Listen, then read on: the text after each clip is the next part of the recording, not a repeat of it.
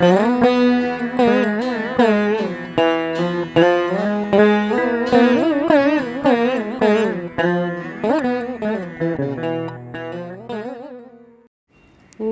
ஸ்ரீ ஆதிசக்தியே போற்றி போற்றி. ஆதிசக்தி அன்னை வழங்கும் நவராத்திரி அருளுரைகள். 3ஆம் தின அருளுரை. கருணையின் வடிவான ஆதிசக்தி அன்னையின் அருளாசிகள் மானுட குழந்தைகளின் ஆன்மாவினை நிறைக்கட்டும். தேவியின் கருணை என்பது யாது? பூரண சக்தி நிலை என்பது யாது? கருணையின் மறுவடிவினை அக்னி என்றுமே அறிந்திடலாம். பூரண சக்தியை அருளும் ஆற்றல் நெருப்பினை சார்ந்த இயக்கம் கொண்ட அக்னிக்கே உண்டு. நவராத்திரியின் சிறப்புகளை உள்ளும் புறமுமாக தரிசிக்க வேண்டும். புறத்தினில் ஆதிசக்தி என்பவர் யார்? அகத்தினில் ஆதிசக்தி எனும் நிலை எது? ஸ்தூலம் எது? சூட்சமம் எது?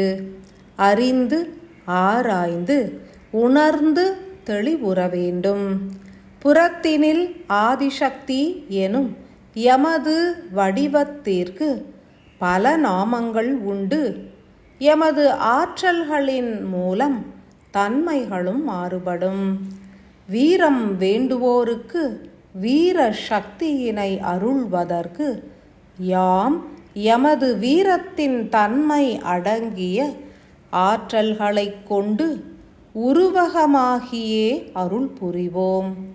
விவேகம் வேண்டுவோருக்கும் ஞானம் வேண்டுவோருக்கும் அவ்வகையிலேயே ஆற்றல்களை பொழிவதற்கு யாம் பல்வேறு ஆற்றல்களை எமது தனித்த தன்மையாக உருமாற்றி ரூபங்களை ஏற்றும் அருள்பாலிக்கின்றோம்.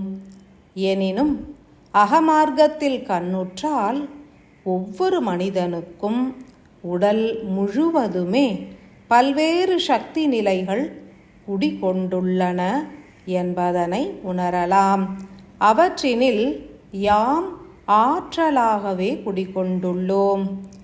ஸ்ரீ சக்கரநாயகியாகிய யாம் மானுட உடல் முழுவதும் உள்ள சக்கரங்களில் குடிகொண்டு உயிர் சக்தியான அக்னியினை பரவலாக ஊற்றாய் பொழிந்திடுவோம்.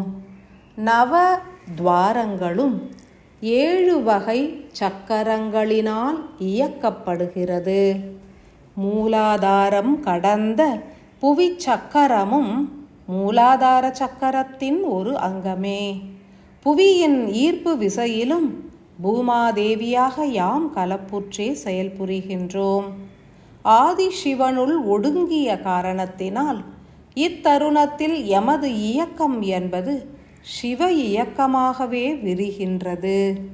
நவராத்திரி திருவிழாவின் 3ஆம் தினம் என்பது அதி அற்புத வீர சக்தியினை வெளிக்கொணரும் அக்னி ஆற்றலினை பெற்றது.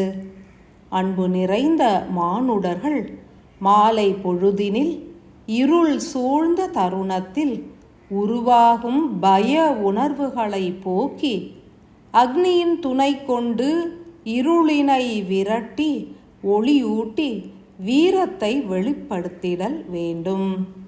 3 தீபச்சுடர்களை பொருத்தி அதனை துதித்து பின் 1 நாழிகை நேரம் விழிகளை மூடி அகமார்க்கமாய் சுவாதிஷ்டானம் எனப்படும் அடி வயிற்று பகுதியின் அக்னி நிலையினை கண்ணுற்று தியானிக்க கடவது. அடி வயிற்று பகுதியில் சுழல்கின்ற அக்னி 3 வகை ஆற்றலை பெற்றது. சுவாதிஷ்டான சக்கரம் சீராய் சுழல்வதற்காக அதி அற்புத அக்னி சக்தி என்பது இப்பிரபஞ்ச ஆற்றலில் கலப்புற்று புவியினை அடைந்திடும்.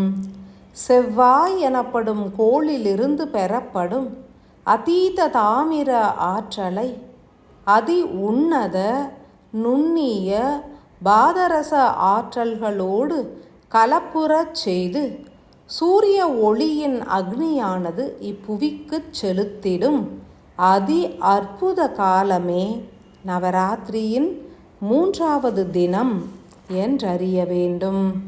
சூரிய அஸ்தமனத்திற்கு பின் சூரிய ஒளியிலிருந்து பெறப்பட்ட அதி உன்னத தாமிர ஆற்றல்களை சுவாதிஷ்டானம் எனப்படும் அடி வயிற்று பகுதியில் அமைந்த சக்கரமானது எளிதாய் தன்வசம் ஈர்க்கும் திறன் பெற்றிருக்கும். உயிர் அணு எனும் சக்தி நிலையானது அடி வயிற்று பகுதியில் உள்ள சக்கர இயக்கத்திற்கு அக்னியின் ஆற்றல்களாக தாமிர சக்தியினையே தொடர் செயலாய் பொழிந்தே காத்து நிற்கும். மனிதர்கள் தங்களது வாய் பகுதியின் மூலம் 3 வகை செயல்களை ஏற்கின்றனர். உணவுகளை ஏற்று உண்கின்றனர், குரல் எழுப்பி நாதம் இசைத்து சொற்களையும் வெளிப்படுத்துகின்றனர். 3வது நிலையாக சர்வ காலமும் உமிழ் நீர் எனப்படும் அக்னி ஆற்றல் நிறைந்த அமில நீரினை சுரப்பதும் வாய்ப்பகுதியே எனில் சுவாதிஷ்டானம் எனப்படும் சக்கர ஆற்றலானது 3 வித இயக்கங்களுக்கும் காரணமாகின்றது. மானுடர்கள் இத்தருணத்தில் 3 தீபங்களை ஏற்றி வழிபடுவதன் மூலம் சுவாதிஷ்டான சக்கரமானது அகண்டு இயங்கிடும். பிரபஞ்ச ஆற்றலான அதி உன்னத எரிபொருளினை ஈர்த்து பெற்றிடும். அத்தருணத்தில் மானுடர்கள் முழு கவனத்தையும் அச்சக்கரத்தின் மீது செலுத்தி தாமிர ஆற்றல் நிறைந்த ஓர் அக்னி குழம்பானது மெல்ல மெல்ல மேலேற்றம் கண்டு சிரசின் உச்சியினை அடைந்து உயிரணுவின் அக்னி ஆற்றல்களோடு கலப்புறுவதனை உணர்ந்து உணர்ந்து தியானிக்க வேண்டும். உயிர் எனும் அக்னி சுடரானது அருளுகின்ற தன்மையினை கொண்டது.